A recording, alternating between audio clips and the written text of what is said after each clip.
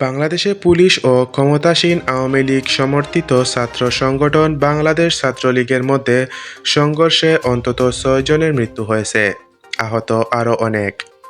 ৩ জন চট্টগ্রাম, ২ জন ঢাকা ও ১ জন রংপুরে প্রাণ হারিয়েছেন।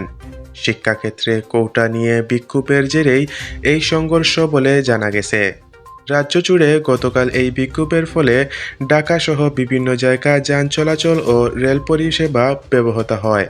উদ্ভূত পরিস্থিতির পরিপ্রেক্ষিতে বাংলাদেশের বিশ্ববিদ্যালয় মঞ্জুরি কমিশন পড়ুয়াদের নিরাপত্তার স্বার্থে সমস্ত সরকারি ও বেসরকারি বিশ্ববিদ্যালয়, মেডিকেল কলেজ এবং অন্য শিক্ষা প্রতিষ্ঠান বন্ধ রাখার নির্দেশ দিয়েছে।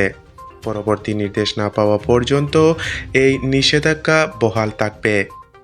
উল্লেখ্য, ১ জুলাই বিভিন্ন সরকারি বিশ্ববিদ্যালয়ের ছাত্রছাত্রীরা কোটা নিয়ে আন্দোলন শুরু করে। ১৯৭১ এর বাংলাদেশ মুক্তির যুদ্ধে স্বাধীনতা সংগ্রামীদের উত্তরসূরিতে চাকরি ৩৩% সংরক্ষণ পুনর্বহাল রেখে হাইকোর্টের নির্দেশ বাতিল করার দাবিতে তাদের এই আন্দোলন।